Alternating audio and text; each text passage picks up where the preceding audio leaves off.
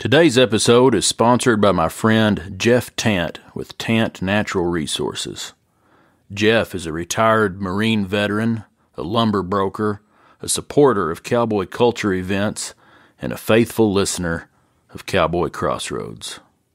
Thank you for your support, Jeff. I'd like to start today's show with a poem written by the classic New Mexico poet S. Omer Barker. This poem is entitled Ranch Mother, and it's from Barker's 1928 book, Buckaroo Ballads. I know that this is a special poem to Deanna Dickinson McCall, and I'd like to dedicate it to the memory of Deanna's son, Rusty McCall. Rusty was a cowboy, a poet, and a reciter, and we lost him way too soon in 2013.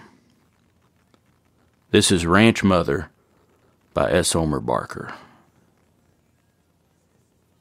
She knows the keen of lonely winds, the sound of hooves at night, the creak of unwarmed saddles in the chill before daylight, the champ of eager bridle bits, the jingle clink of spurs, the clump of boots, lone silence too, for cowboy sons are hers.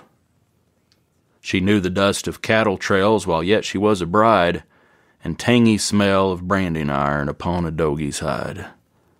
The yelp of coyotes on a hill, the nighthawk's lonely croon, the bawl of milling cattle, thus her cow camp honeymoon. Her hands are hard from laboring, her face is brown from sun, but oh, her eyes are deep with dreams of days and duties done. The hand of hardship forged her love that first far rangeland spring. Now he is gone, its memory lives, a gentle, deathless thing. Her days knew little neighboring, less now perhaps than then. Alone with years, she gleans content. Her sons are horseback men.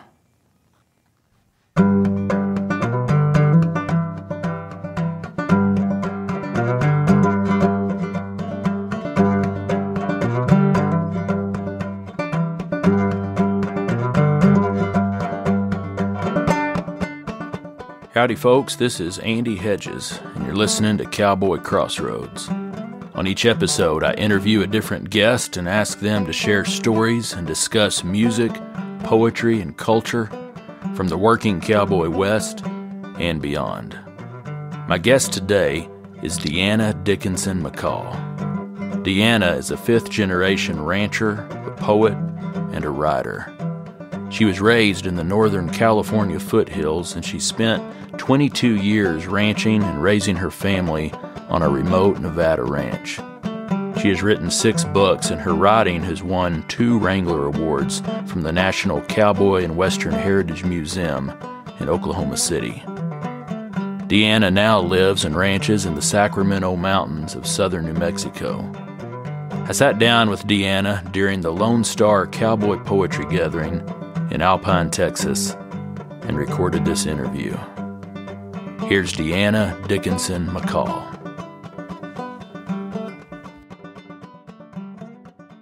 My folks, my father's family all came from Texas, and during the Dust Bowl. And my folks, my dad went to college, World War II, met my mother in California. They married, and they began ranching in the Central Valley of California. My 3 older sisters were all born Bakersfield, Fresno, Coalinga, that area.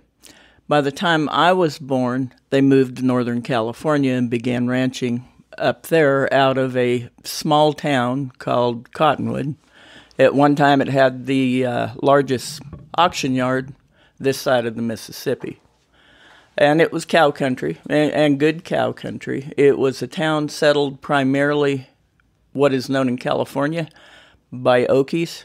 And a lot of people do not realize that a so-called California Okie does not necessarily mean those people are from Oklahoma. They can be from Texas, Oklahoma, Arkansas, Missouri, even parts of, say, eastern New Mexico. But they brought their culture their traditions with them. And my grandparents, my dad's folks, had come out, and they were a huge role in my life. I spent a lot of time with Granny and Granddad. Dad would very often put them on one ranch, and I was the youngest and spent a lot of time with them. And that's where basically the stories, the poems came from, were actually from my grandparents. We spent our evenings on the ranches, out on the porch, that kind of thing, cooler out there. And Granddad could play a Jew's harp and a harmonica and would tell stories, and he was a very animated storyteller. My granny, during the day when I was too little to go with my dad, I was entertained by her and helping her and in the kitchen and doing those normal things at that time. And as a form of entertainment, she liked to make things rhyme. And a lot of the old sayings, she'd do that. And I probably don't even remember this one verbatim, but something about with your nose itching and somebody's coming with a hole in their britches. And so I grew up with that. And she taught me as a fun thing of making everything rhyme. And I'm sure that had a very profound effect on, especially as a child, and years of that with growing up and stories that rhyme, incidents, and you make them rhyme. So between the two of them, that I think had a very profound effect on writing and reading and this kind of thing. And in fact, I just wrote a novel and talking about, it's called The Okies' Daughters. And it actually happens, and it's based on that town. It's loose. There are people, of course, who you pick up those characters. And there's quite a few communities. Most people think of that being centered in the Central Valley, and it probably did start there. Even my husband's family, they were up there. His family came from Oklahoma and Arkansas. But we had, and I bring this up actually in that book, if you sat in that town in that day and age, you would not have known you were not in Oklahoma or Texas. The culture was that strong, and I think that happens. I don't think it matters if it's a religion, the culture, the traditions. The people who leave those hang on to them tighter than those who are living that. When you leave that and it's something held dear, it's carried on, and it's taught to the following generations. And I've seen that with religion and cultures both. And I think that was very true. You'd go to a big city, or we'd be in FFA competing, and you'd go down to these other areas. And particularly being in California, there are areas settled by the Portuguese and Italians and other areas. And they always referred to people coming from our area as the Okie teams. And we didn't know it until we became older and in high school and traveling and college and those kind of things.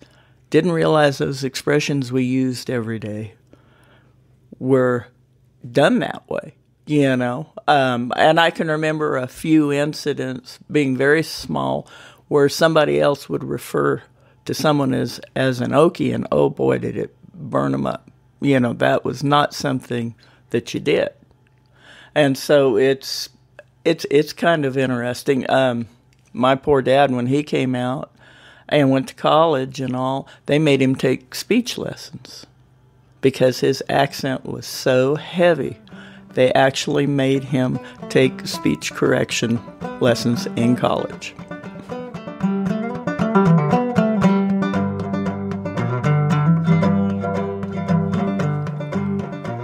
In the dedication of her recent novel, The Okies' Daughters, Deanna Dickinson McCall wrote these words. Much has been written about the Dust Bowl and men who came to California beginning as early as 1920. By 1950, an estimated 1/4 of all persons born in Oklahoma, Texas, Arkansas, or Missouri had moved to the West. The culture that developed had deep ties to the traditions from the rural Mid-South and Southwest regions. Much of that culture had its roots in farming and ranching. My father's family came out from Texas and survived the horrific conditions. My husband's family came out from Oklahoma. Like many veterans who don't discuss their role in war, the grueling travel out west and their arrival's early conditions wasn't a topic of discussion. But we knew who our people were and where they came from. That's another interesting thing, because I grew up, if you're familiar with ranching and cowboy culture, the Californio, the vaquero, that style of California bits, spurs, riding, horse training. Well, my folks came from Texas, and it's very different, and was more so at that time. You know, we had neighbors who had a very different style of horsemanship than what we did. And, of course, where I grew up, it was brushy, a lot of, volcanic rock and brush. It wasn't, later on the folks had some bigger irrigated areas, pastures, etc. But I grew up with the split reins. We didn't have the big California silver. We did not have the spades, the Garcia-style California bits and all, and the training was therefore different. Of course, it was also a different era. My granddad was a cowboy. He'd ranch. My granny grew from a ranching family out of Blackwell and Post. And Pop's family, his father did very well. They had ranches from the Panhandle down to Kingsville. I've got more family in Texas. I could not have to travel probably more than 4 hours before I'd hit a relative. But those were all very different, and probably one of my earliest memories would be I went out into the corral, and they brought all the cattle in, and I was probably 3 or so. And my granddad was always one to pull a joke on somebody, so he told me to run over and bring him something. So I was, of course, proud I got to grab something and take it to him. And he had timed it right when, in those days it was Hereford cattle, and you dehorned all the calves, Had me run across there, and he timed it just right so that when those horns were cut and that blood squirts, it wiped me out. And he said, and that's how you learn about cattle. You get the blood on you. And that's what he had told me then, and that always stuck. But I can remember my sisters. I wasn't old enough to ride. They wouldn't let me ride yet. And everybody coming in, sitting on the porch, and hearing the cows sitting there with Granny. And we'd have the food ready and all of that. And I finally got to have a cookie because they were fixing to get to have something to eat. But those kind of memories, and Granddad was great. I had a pretty bad horse accident when I was 4. I would ride with my dad, always on the back, and I'd fall asleep 90% of the time. And I had fallen and hit my head, and it was all lava rock country, and it knocked me out. And it really scared me. And it took me a little bit. I guess he picked me up, and by the time he did get back to the house, I had woke back up. It took me about 4 years before I would get on a horse. It took a while for me to get up and pet one. And Dad would say something, and Granddad would say, let her do this on her own time. Let her do it on her own time. And so one day, they had some horses up in the corral, and nobody was around. I think I was about 8. And I just made myself climb up on that corral fence and climb on this back of this horse, nothing on it. And, of course, he immediately ran in the barn. And so I about got scraped off. But I decided after that, yeah, you can go back and do this. A lot of people who grow up in ranching, just want to get out of it as soon as they can. But you've lived your life out in this of culture. 3, there were 4 girls. I lost a sister when I was little. She was, they're all considerably older. I think I was the last chance for a shot at a boy. But I'm the only one who stayed with the ranching out of there. And I've watched all my cousins, and I have cousins, and some of them here in Texas that still ranch, but none of the others do. I think you have a gene with the land, with the earth, animals. It might be farming. It might be ranching. But I honestly think you are, you have to have at least a leaning towards that. and definitely, of course, be an outdoor person. But to me, it's almost a genetic thing. You just have that love of taking care of land, of animals. And that's the way it's always been for me, at least.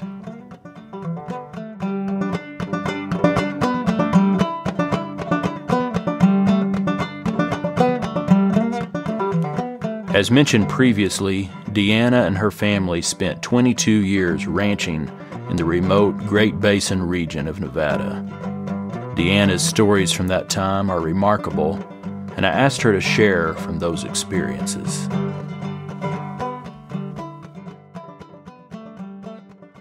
Well, Dave and I had my mother was a school teacher, and she had taught Dave in grammar school. But we started going out in high school and got married. And my dad had decided he had retired from ranching, and he wanted to get back into it. And he was in his 60s, because he was almost 40 when I was born. And so he said, do you kids, you want to get back into this? Because we'd bought a few cows and this kind of stuff. I think we were about 20, 21. And he said, if you want to do this, he said, we can't ranch here. He said, the taxes and stuff are too bad, but I want to start looking. What would you think of Nevada? And I said, well, let's go look. And we found that place, and a lot of people were like, you're moving out there. We didn't have electricity. And it was, at least 10 years before we even had a cell phone, and it was an old bag phone, and it only worked in one corner of the kitchen. And we had to have a car battery under this table, not having electricity, to have it work, and change that battery out every 2 or 3 days, put a fresh battery in. And, my kids, a lot of people are like, the kids. And I said, those kids will have a better upbringing. The ranch I was raised on in California did not have electricity. We did have a telephone, but we did not, and it was a big old deep canyon. We did not have power. We did have an old Whitty generator that Dad would start in the evenings. But propane refrigerators and kerosene or coal oil, as my grandparents used to say, lamps, and even the old white gas lamps, those were all part of my upbringing, the entire time. But I think you could ask any of my kids, and, it was unique for them.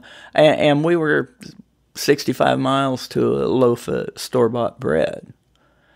But they learned so many things and were self-sufficient compared to other kids. They went to college and, of course, all got broke and were rooming with other ranch girls, and I always laughed because they'd give potatoes away in Idaho, get mad and give them away in the parking lot. And so those handful of ranch girls went and got them a sack of taters, and they made bread and made potato soup and ate that until they all got some money back together. So that's, that's one thing I think ranching teaches you is self-sufficiency.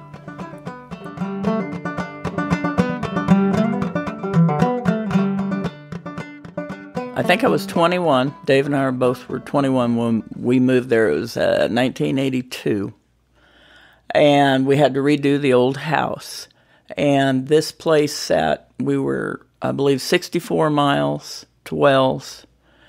And depending upon how you went, Elko was the big place. We would go, whether you went through the Rubies over Secret Pass, or you had to go through Wells, depending upon snow, because that's cold country and you get a lot of snow very often. It was a little over 100, and it was 90 miles to Ely, Nevada. We sat there were 2 ways to get into the ranch off Highway 93. One way was 8 miles of dirt road, and the other was 15. And it went over what little range of mountains called the Palominos. It was Palomino Pass. And we got a one-room school opened, which would be the closest, I guess you could say, community, probably 15, 20 people. Place called Curry. It was an old depot at one time. The Nevada Northern Railroad ran through there, and it was a shipping point as well. But my kids were homeschooled or one-room schooled for grammar school all of the time, depending upon if school was open or closed. We imported kids in. I brought in a nephew. Dave brought in a niece. Neighbors brought in a couple more kids. We had to have, I think it was 11 to open, and then so many to sustain. But you had to have those kids, so we brought them in, for a few months and had a one-room school. And that was great for the kids. You just don't hear about that anymore. And they had, I think while they went there, I'm trying to think, probably a total of 3 teachers. The school district provided actually a teacherage for them to live in next to the school. And the education, it was just like probably it was 100 years ago. The older kids help the younger kids once they're done, and everybody's more like a brother and sister relationship when you're in that tight of a community. We would have big Christmas. There were 2 places. I should back up. There were 2 places. Curry was there. And then you'd go 15 miles further down, and there was a junction called Loggy Station. You could go on to Wendover, which sits on the Nevada-Utah side, and that was the junction in 93 and alternate 93, or head due north, and that went on to Wells and Idaho. Loggy's had the only phone in the area. And it worked if the wind wasn't blowing, because if the wind was blowing, the lines wouldn't work, but there was a payphone there. So if you had a phone call, it was 30 miles one way, and you hoped it worked. And, if you had an emergency message, death in the family, whatever, somebody generally would come out to the ranch and tell you, this has happened, you need to come down and call, or whatever the case was. But that place, nobody had really run it as a ranch successfully for a long time when we took it, and people were surprised, that we did. We had to put the irrigation back into place to grow hay, and you still have to buy additional hay. It had warm springs on it. The main one was 600 gallons a minute, and that's, a lot of water. And we had irrigation ditches that ran out a mile, and once we began irrigating again, some of the old grasses came back. And I found out we actually had the original lucerne there, which is the early form of alfalfa.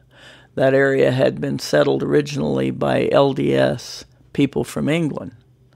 And being always liked history, a historian, I'd gone back and traced all these things. And it and the ranch next to us had reseeded and reseeded. We actually had the old heritage form of lucerne growing among sweet clover and some timothy and actually various forms of clover on there. So it was an extremely old place. We one time was a stage stop, and there was a lot of history right there, and a lot of writing. We didn't have the original part. Dave and I added some more. The original was about 28,000 acres, and we were on what we call outside when you're running with BLM versus deeded. The cattle were out for 6 months of the year, and then 6 months of the year they were held on the deeded ground, and most of that time you're feeding hay. We always said, you irrigate all summer, work your rear off to get this hay put up, so then you can throw it at them all winter. And that was always a lot of work. And then very often you had to buy additional hay, particularly if you had a really bad snowstorm, which we had a few times. A couple times, I even wrote a story about it in one of the books. We got snowed in for 21 days, and extreme cold. Generally, when it snows, you don't get that cold. That year, it got 38 below. Nothing starts. And we just had old equipment. We didn't have good tractors or any of this. And we ran out of fuel. And fuel trucks couldn't get in. So we had to devise a way to get feed, because there wasn't even... We always tried to... We irrigated after cutting hay, so we'd have a stand of grass for them to graze on, before you had to really begin feeding in earnest. But it was cold enough you would have to do things like drain the oil out of your car and take the spark plugs out, bring all that in and heat it up on the wood stove and go as fast as you could, get it back in there and hope it would turn over, to get it started. So, of course, if somebody was hurt or something, you had to be very careful because you were going to be really in a mess and, didn't even have phones for a long time to make an emergency phone call for. Some of those days were very trying. You pretty much lived in insulated coveralls all day and out. Sometimes it took all day just to get the cattle fed. It got at one time, we were totally out of fuel, everything else, and some of the neighbors knew, they've got to be getting in trouble. This is too long. And we didn't know it, but my dad in the meantime had gotten concerned, so he had hired someone to come in with a bulldozer to try to get a path into us. And we had somebody coming from the other direction. And they got there, and we actually were able to get another hay truck in and fuel. It blew closed the next day. When you have this opening, you've got to move and get this done. It was bad enough. We had an old grader there. They left it for us after the road had gotten so bad. He had to pull the hay truck in, the semi in. The guy was cussing him the whole way, and he couldn't wait to get that hay off and get back out of there. But it was a lifesaver for us. But Dave had to saddle up and ride, and he'd asked me. He said, I've got to go for help. We got to do something.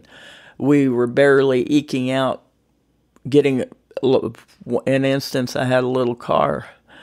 We finally hooked up with a chain and put together pieces of tin to get hay out, a few bales at a time, out to about 300 head. So, this is an all day and getting stuck and pushing. I had a old ore wagon in the yard as a decoration. We finally hooked these horses. Had never pulled anything, saddle horses. And we finally hooked that thing up and got some hay on it. At least we were able to, get 10 or 15 bales at a time on it. And they, of course, were not liking that wagon. They'd been roped and drug stuff, but not a wagon. And like he said, the trick's going to be making the gate, getting this. And boy, they took off right about then. And I thought that's probably been 100 years since there's been a runaway on this place. But though he had ridden out when we had gotten to that point, and he'd asked me, he says, man, who do I ride? I said, take the biggest horse. And the kids were at junior rodeo, and he got on a great big old yellow horse. And he wasn't the smartest animal ever born. But the worst part for him, riding across country, the fences and everything were underneath, and he couldn't tell when he was coming to a gully. And he and the horse would just sink through the snow, and he'd end up with his feet out, just straight out, not sinking in. And he had to laugh. He said, we got sight of the highway, and he saw a car, and he started nickering and neighing. He wanted out of there too. But when he got to the closest neighbors, that was I think that was 13 miles he rode. And I had told him when he left, and it never got above zero that day. And I said, I hate to do this to you, but you have to ride back because I don't know if you've made it or not, and you'll freeze to death. Again, no phones, no way to communicate. I hate to make you make this ride and turn around and come back. I hate it for the horse. But if you've fallen or something, you'll freeze to death out there. Something happens to you on the way. And I knew it wasn't going to, be easy trip any means because that snow was so deep and so drifted. And so anyway, he did and got to the neighbor's house, and he wasn't there. So he fed his horse, got in the neighbor's truck, went down to the telephone and talked to my dad and tried to get fuel and found out, he's got one coming. It'll probably beat you back to the ranch. But he still had to turn around and ride back. And I had the twin daughters, and one was at home with me, and my son, the other one had been snowed out because she was in town doing something for the school. And I told Katie, I said, if your dad's not here by dark, I had a horse up, I said, I'm going to have to ride out and start looking for him. You know, we'll just get what flashlights we've got, but you've got to stay here with your brother. So right at dark, we heard the dog start barking. And he came in, and he was so stiff, he could hardly get off there. And Katie took care of the horse, and I got him in and got him some food and coffee and stuff into him. But there, you know, a lot of people don't realize when you're out doing that stuff, sometimes it's truly a life or death situation. You're responsible for yourself, and it's up to you.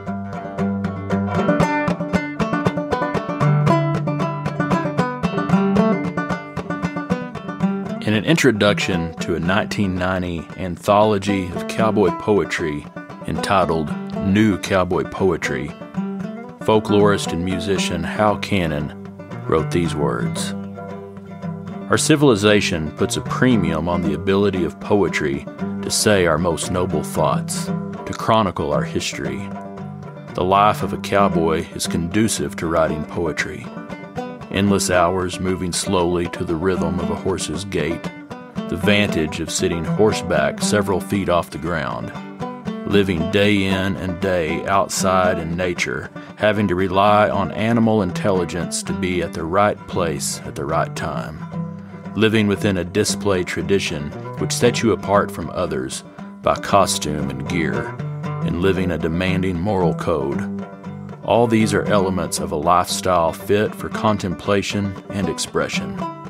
This is why cowboy poetry is part of our literary tradition, to be valued for generations to come.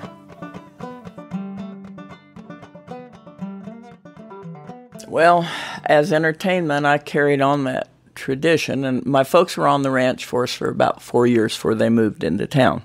When we first bought the place, getting it all settled as a family operation. And we actually, for entertainment, had a battery radio, and we could get Elko, but we could also get Bay Area stations, and we would listen to the old radio programs. That was one form of entertainment. Have Gun Will Travel, Dragnet, and also reading out loud, sharing poems and poetry. And then Dad and I would remember ones from when I was little, because Granddad would do poetry besides sing. And old things like Billy Venero that you don't hear very often. Those old ones. And some of the less popular ones that probably the only place you'll find them now is in Lomax's book. You know, everybody, you know, bury me not on the lone prairie, and then the version of, yes, bury me on the on the lone prairie, and that kind of thing. And so the kids, and because I was also homeschooling, and part of the school program was recitations, and so memorization. And I said, well, you know what? You can memorize cowboy poems. You don't have to just do, you know. What was her name? Vincent Millay, I think, and of course Stevenson and so on. So, and we started remembering these old ones, and it was fun. It was something the kids could do with my dad and going back and learning. And then when we started hearing about Elko starting, I thought, well, this will be good. You know, the kids and can do this, and so they ended up with the entire family. Even Dave used to recite years ago. They did that, and that's when I finally started writing, because by the time I was helping 3 kids learn the old classic poems, it was like, I can't do these anymore. I'm helping her, and before I know it, I have the Strawberry Roan bucking down the streets of Laredo. And that's when I actually began writing, I think, in earnest, was, okay, if I'm going to do this, I probably should write my own stuff, because this is confusing enough with helping 3 people and remembering and teaching them these poems.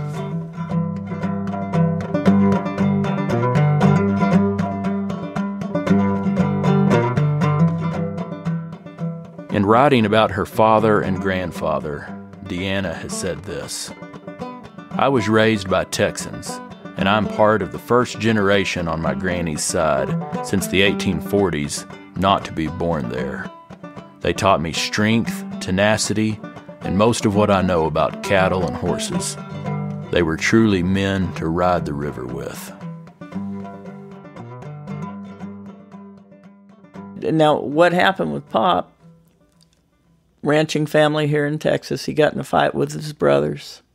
And when he was 13, he went into 7th grade, looked around, walked out of school, never went back. And went home, got in a fight with his older brothers, got on a horse and went to Arizona. And a lot of his Arizona history, I think he probably got in trouble a few times. I'm just guessing. But he ended up Grand Canyon, worked on the 10X, and his best friend was my granny's brother back in Texas.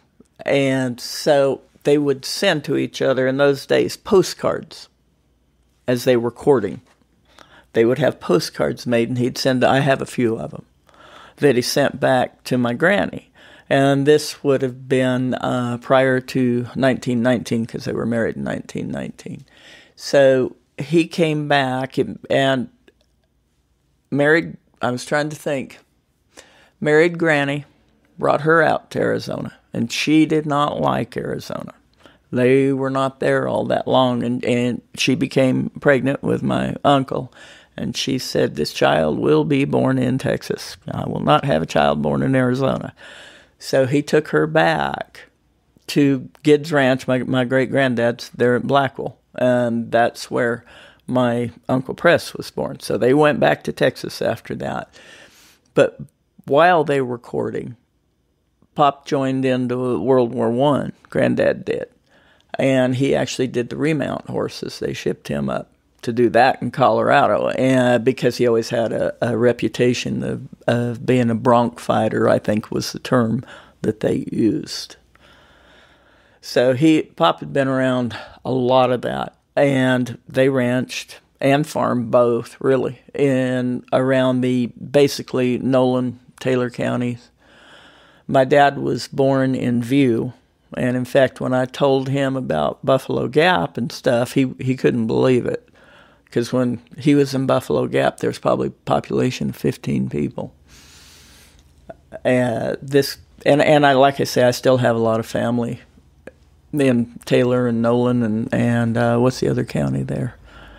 I'm trying to think that butts into them, but generally the Abilene, Sweetwater, all the way from Post on is where that all was. So he was hearing songs and poems and sharing them and kind of stuff. Yeah, I was so surprised when I heard Billy Venero sung in Arizona, because I hadn't heard it since I'd heard my granddad sing it. And it's like most of the old songs, there's several variations. And those old ones, like I say, there was one, and it was a story that he would tell, and he would act it out. And it comes right from the old English fee-fi-fo-fum thing, but it happened in a bunkhouse with cowboys and some kind of a spirit or ghost with it's the same beat, and you can tell directly where it came from. But it's cowboys in a bunkhouse that this has come after. I was trying to think, "Bury Me Not on the Lone Prairie." He sang that one a lot. And there's two of them that are very similar, and actually Katie learned to recite that. The Cowboys Meditation. And there's another one that's pretty similar, and I can't remember the title of that. But those poems or songs, and some of them he did both ways. He would sing or he would actually recite. And I'm assuming his singing was all unaccompanied a cappella. Yeah, well, we had one hired hand when I was growing up. Hank was his name. And the two of them would sometimes trade off, and one might do the Jew's harp, and one do the harmonica. Now, Pop could play the piano. He'd come in. My mother had a very beautiful piano that had come around the horn that was in her family. And Pop would come in occasionally, and he could just sit down and play the piano. Couldn't read music, anything else. He had the ability, to do that. And he was quite the orator.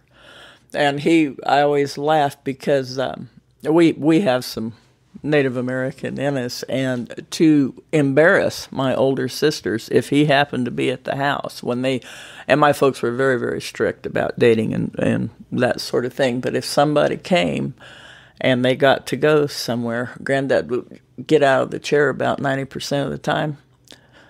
So I guess to figure if this kid was going to have enough mettle to stay, he'd get up and pretty much do an Indian war dance. He was quite a character, and he also was very involved with law enforcement in Texas. He was several times appointed as a special agent for the Texas Rangers, but he was actually on the Abilene Police Force. Merkel, he was, I believe, Sheriff, Sweetwater, this kind of thing, so he also did this.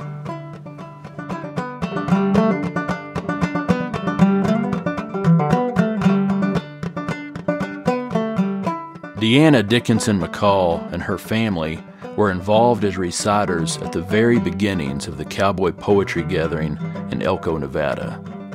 A program from the 10th Cowboy Poetry Gathering in 1994 simply lists them as the McCall family and states that the McCalls are a creative family that recites classic cowboy poetry as well as writing some of their own.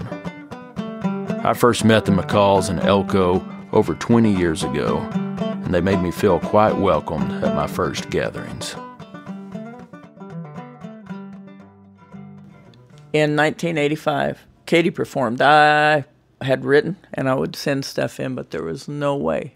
Now, in 86, they asked me, and I was big and pregnant with Rusty, and always extremely shy kid, and there was no way I would do it. In 86, both the girls performed, and we had heck getting them with the snow. We almost didn't make it there. And then from then on, the kids. I know Rusty was, for a long time, I don't know if it's still true, he was the youngest poet because he started at 3.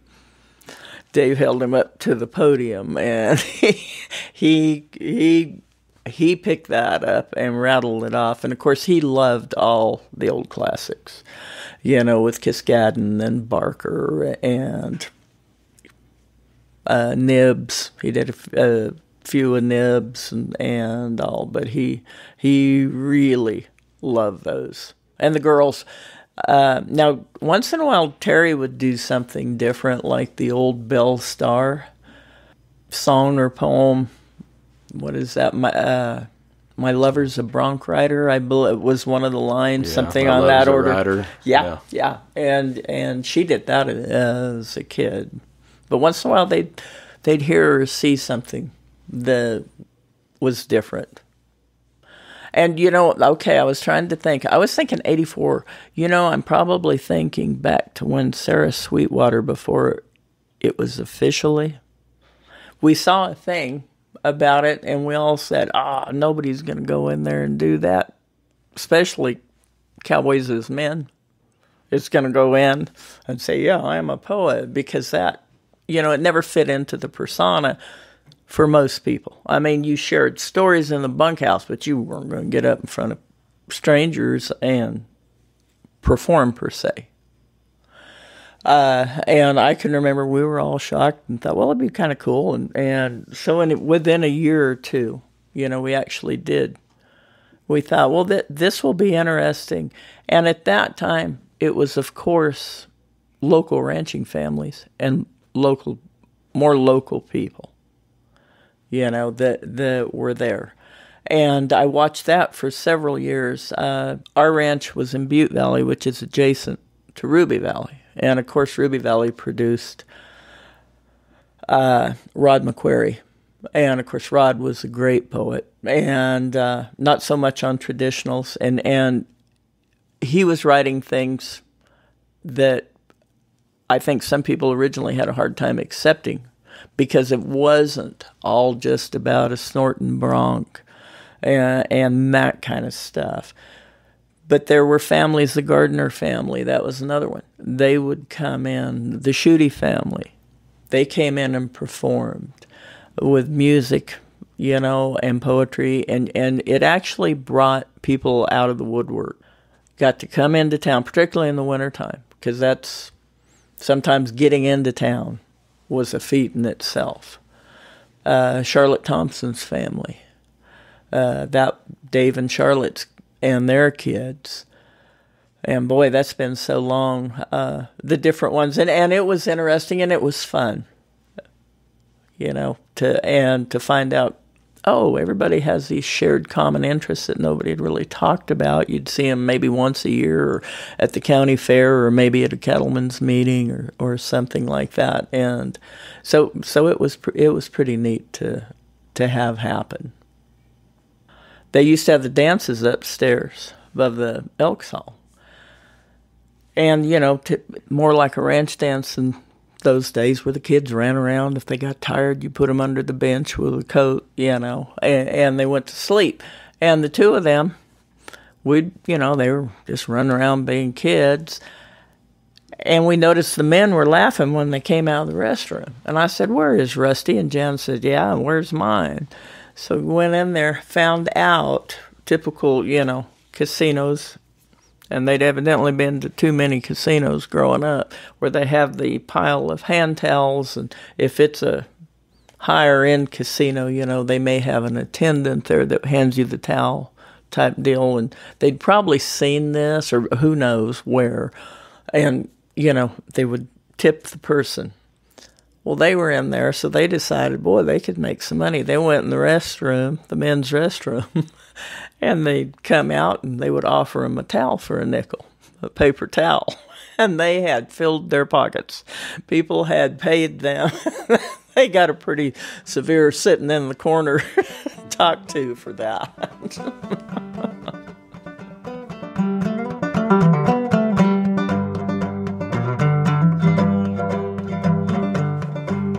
In the mid-2000s, the McCalls transitioned from Nevada to the Sacramento Mountains of southern New Mexico, where they now live and ranch.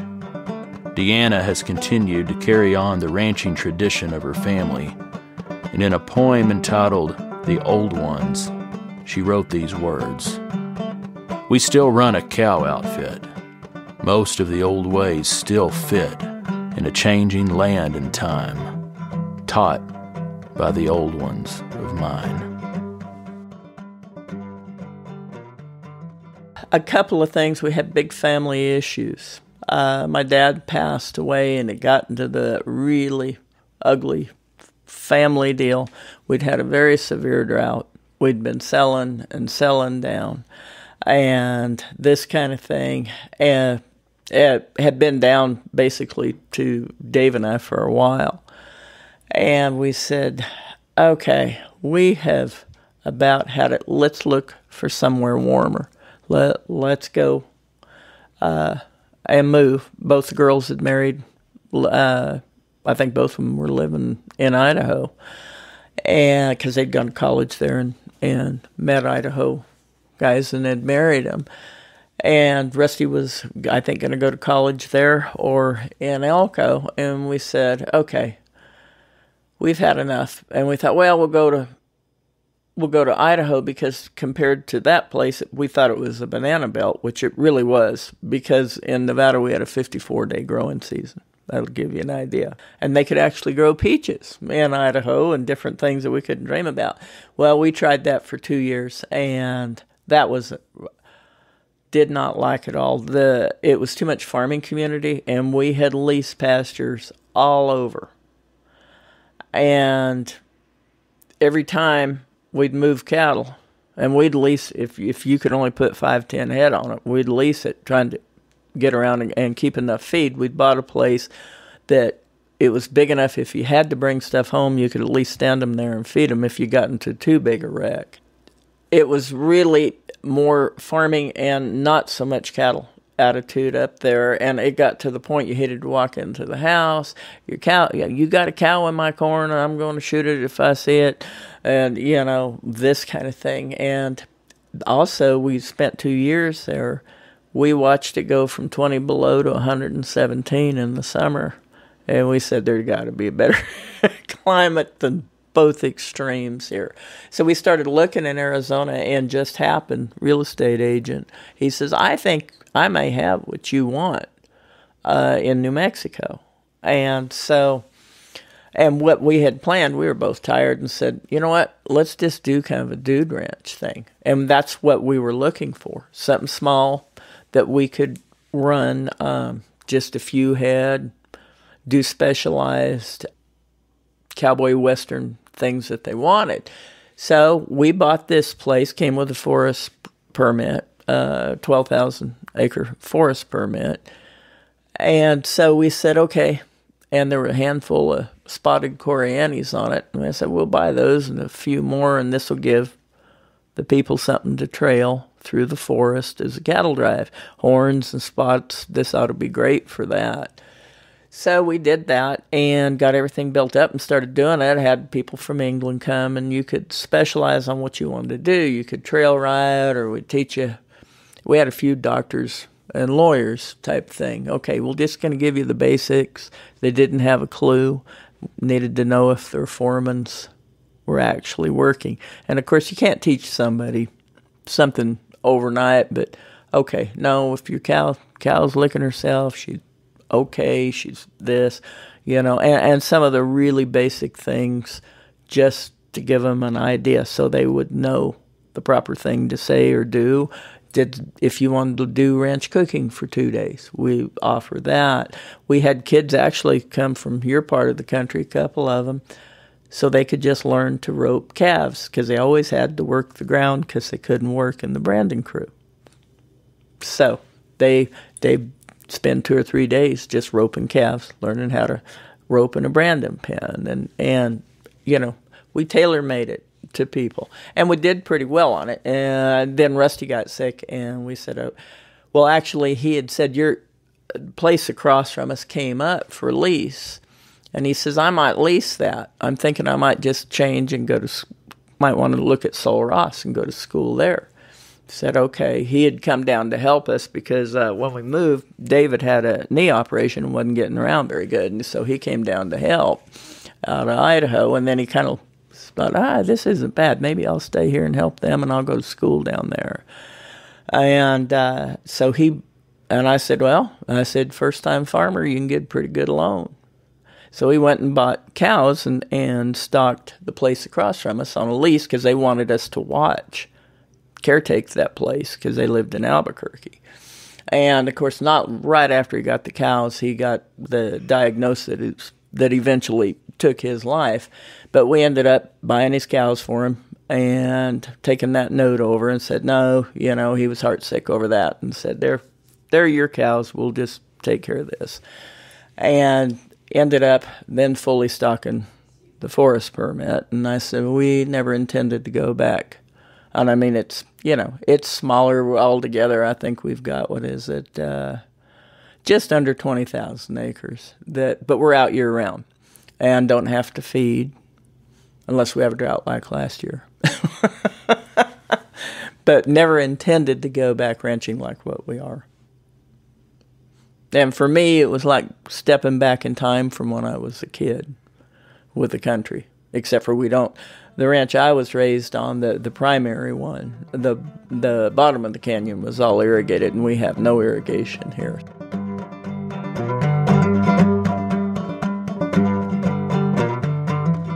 Probably the thing, because it's so near and dear to my heart, is the preservation of our culture. You and I are both very well aware that people are actually, and I don't mean this to be sarcastic, but are literally clueless about ranching culture and the fact that it is still alive.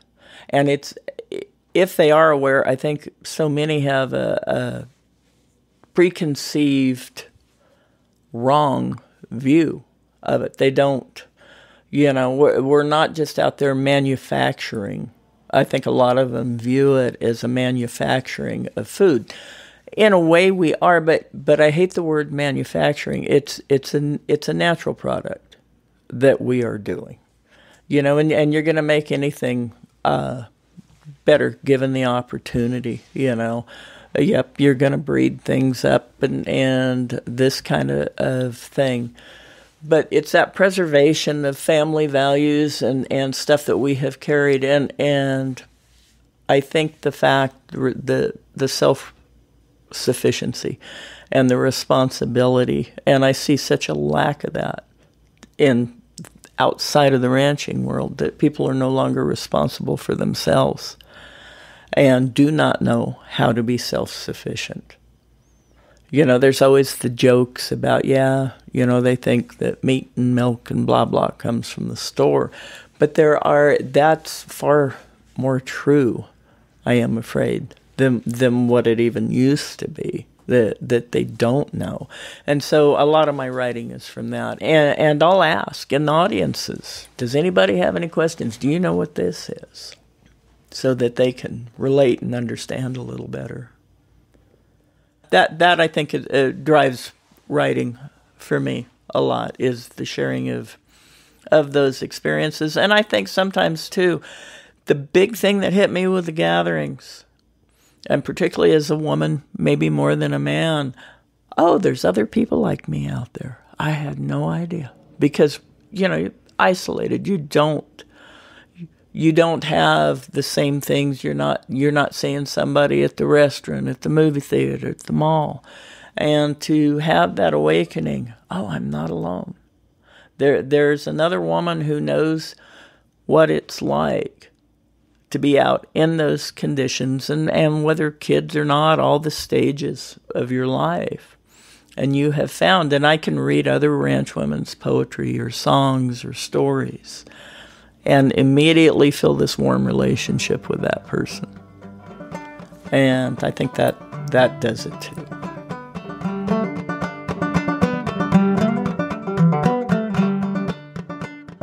I was thinking about life and the role a horse has always played in my life.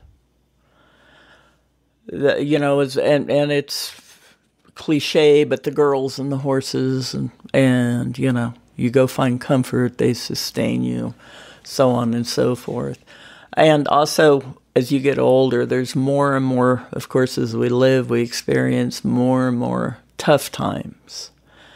And so I wrote a piece, and it covers both the horse, but also just going through life. It doesn't have to be a horse. We take a ride through life. And anyway, this is the title piece from the last CD that I did, and it's called I'll Ride Through It. I seek out the broad chest, sweet breath and gentle eye, strong neck where my head will rest. On the horse's strength I rely. I'll ride through it. When cold makes my bones ache, but there's work to be done. For those cows and calves' sake, I'll finish what I've begun. I'll ride through it. When struggling to understand life's peaks and falls, my soul seeks a rangeland. I answer her siren call. I'll ride through it. When dreams fill me with pain of loved ones now gone, tears fall like soft rain in the early light of dawn. I'll ride through it. When dust sticks to my sweat, heat bouncing off the ground, horse's shoulders dripping wet, no breeze to be found, I'll ride through it. When my life's fading away and I'm about to be set free, I hope on that last day in the saddle I'll still be. And I'll ride through it.